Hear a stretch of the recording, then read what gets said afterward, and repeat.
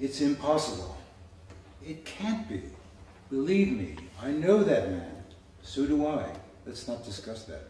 You brought it up. No, I didn't. And besides, it still won't change things because he can't change.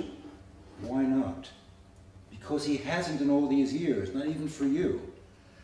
But she's so perfect for him. And you weren't?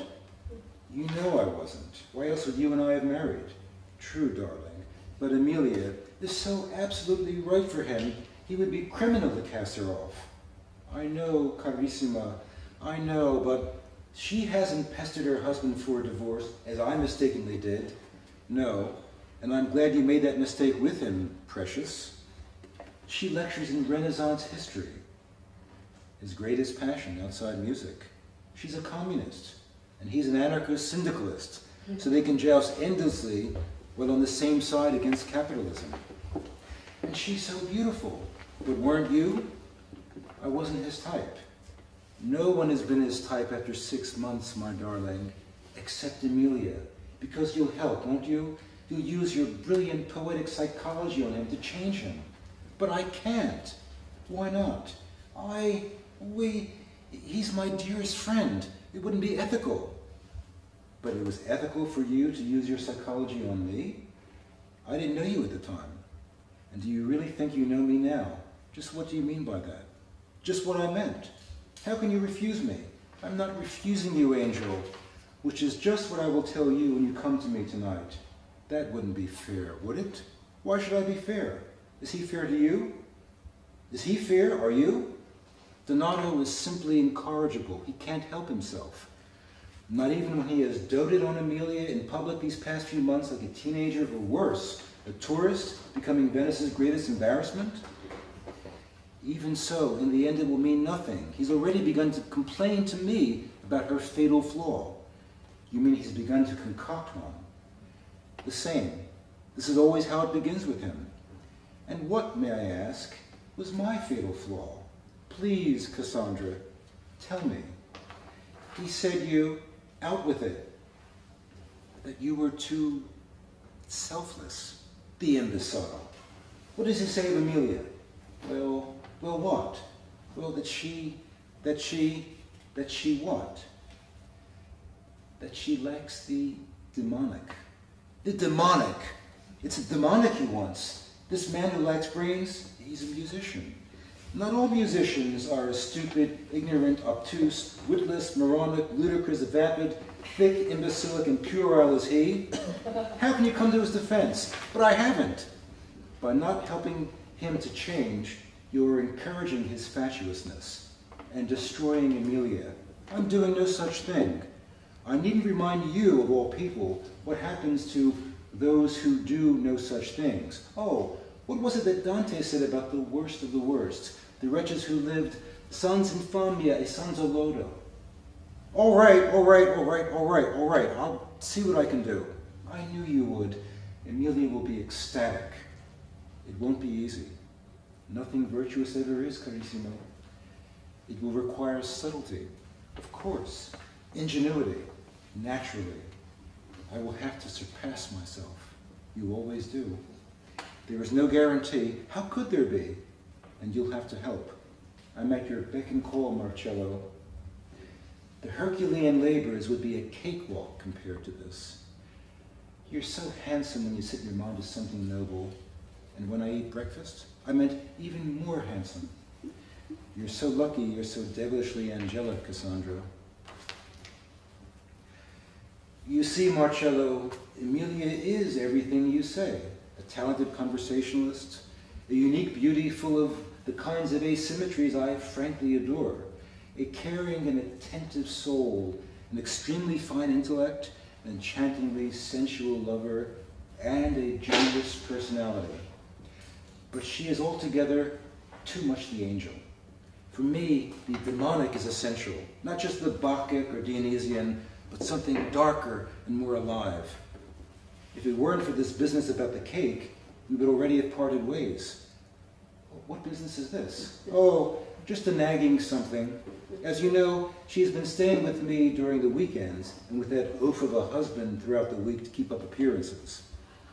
I'm happy to say she hasn't once mentioned divorcing him for my sake and all that nonsense. No, she has been very adult about our liaison. But lately, she has begun to do something that at first piqued my curiosity and now has become a source of constant irritation, which is, she bakes cakes. And do you not like cake? She bakes cakes for him. Ah, every week. Well, it is unusual, is it not? Perhaps. What do you mean, perhaps? Of course it's unusual. She cares little for the man, who is himself reputed to have lost interest in the fairer sex, yet she bakes these cakes weekly to bring to him. Oh, well, it's probably just her way of appeasing him. There's no need to appease him. She has become indifferent to him. I see. No, Marcello, I think you do not see, despite your so-called poetic talent, because she does not bake a cake for me. Do you like cake?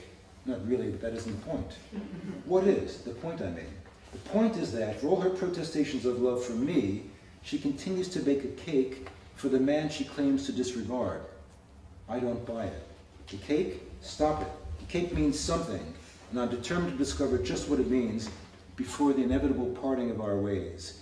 There is a mystery here, Marcello, a profound one, I believe. You see, she devotes several hours every Sunday morning to making this cake for him, and she forbids me either to disturb her or even to have a taste. She went into hysterics when I attempted to lick the batter from the bowl one morning. Most unusual, Donato. More than most unusual, Marcello. It is inexplicable. But perhaps you, with your poetry, may enlighten me. I'm baffled, my friend, unless you can tell me more. Is she behaving strangely in some way, perhaps? Has her affection diminished, even slightly? No, not at all. If anything, it is increased. As I said, she is the perfect angel, which itself is the grave problem in a more subtly profound plane. No, she is vivacious and accommodating, and even in bed as devilish as her disposition allows, though not truly demonic. But this cake, perhaps it is simply her way of easing guilt. After all, the husband, what does he do, by the way? He is an actuary. This actuary, Donato, how could she? Well, anyway, this actuary is still her husband, and she may merely be baking to soften the blow from her conscience. I strongly doubt it, Marcello. In matters of the heart, women, as you well know, have no conscience. I see. Well, then, Donato, I am afraid I simply, unless, no, that would be too risky. What would be too risky? You have never espoused coercion. It would be beneath you. You mean to present an ultimatum? Yes, I'm ashamed to admit, but I already have. No. Yes. And she said she would leave me if I meant it. But isn't that what you want? Of course it's what I want, but not on her terms, my friend. After I've solved the mystery of the cake, then she may leave. So let's see. Emilia, whom Cassandra has grown immensely fond of, by the way, as have I, bakes a cake for her spouse every Sunday. She requires you not to interfere with her labors, and furthermore, not to dare touch their fruit, which is her cake. What kind of cake did you say it was? I didn't, because I feared you would hardly believe it. Angel food. You're kidding. I wish I were. Well, anyway. She brings her angel food cake back to her husband, and I think I've got it. Yes? Yes. Just give me a moment. Listen. Emilia may be attempting to entice her husband's affections once again. It's the unconscious, my friend. She must still love the man, actuary though he is. I am sure of very little in this world, Marcello, but the one thing I can rely upon as gospel is the fact that Emilia is far too enamored of me to feel any such way about her husband, whoever and whatever he may be. In fact, my friend, I am disappointed in you. You and your notions of the so-called unconscious. Really. The hypothesis can be tested, Donato. How? Quite simply, by tasting. But she forbids it. I already told you what happened when I tried to sample the batter. I thought she would have a convulsion. Yes, but you haven't tried eating the actual cake. Because if you do, you will know two things. Whether she has been bluffing about leaving you, and whether the cake is in fact a culinary marvel that betrays the hidden depths of her true affection for the actuary. Preposterous, Marcello. Maybe so, but easily ascertainable. Would you care to wager, perhaps a bottle of Prosecco? You're a fool, but I will indulge your recklessness nevertheless. We're on. And when I discover, as I fully expect to, that not only is Emilia consciously and unconsciously wholly devoted to me, but that her cake is nothing special, what then, aside from the wine I can already savor? Then at least we have ruled out this hypothesis and can generate another. Who knows, the cake may be a sign of madness. If so, the sooner she's out of my hair, the better. First things first, however. Cassandra, how did it go? It was perfection, Marcello, absolute perfection. You're clever beyond belief. How did Emilia react? Just as we agreed.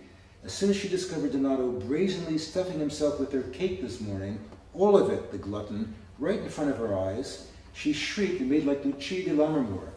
Donato, she said, stood there insolently licking his lips until she called the doctor. Then the facade began to tremble. Our friend Geneviève arrived within minutes, just as we arranged, and insisted on administering ipecac immediately. Donato had the expected reaction, which lasted nearly an hour, poor man, and Geneviève played her role to the hilt, taking blood and arguing with Emilia that he needed to be in hospital. She relented only when Emilia promised to employ a round-the-clock nurse, her friend Ginevra, who was already tending to his care and has inadvertently mentioned arsenic. Well, you can imagine Donato's state. He is now in bed, sweating and quaking and hoping he will not suffer the fate of Francesca de' Medici. So much for Emilia's not being demonic enough. Everything, Marcello, has gone exactly according to plan, just as you imagined. You're such a genius, darling. How lucky we are to have you. Emilia sends you her kisses. Marcello, isn't it wonderful? It's certainly surprising. Donato and she are inseparable. And he's anticipating Emilia's divorce with glee. I never thought I'd see the day. Thanks to you. Cassandra, my darling, you too made a contribution. And Emilia, and Geneviève, and Ginevra, don't forget. But it was your stratagem, Marcello. A daring and finely wrought one, I admit, and subtler than anything I had ever before devised, though one thing has puzzled me to no end. Yes? It took Donato far, far longer to recover than I anticipated. I mean, a little vomiting shouldn't have kept him in bed for over a week. It's strange, no? Perhaps. Because the sheer irony of his fearing he had been poisoned, when in fact it was all a sham, that was the crowning glory. And he fell for it, head over heels, raving and blubbering like a child. It must have been the emotional shock.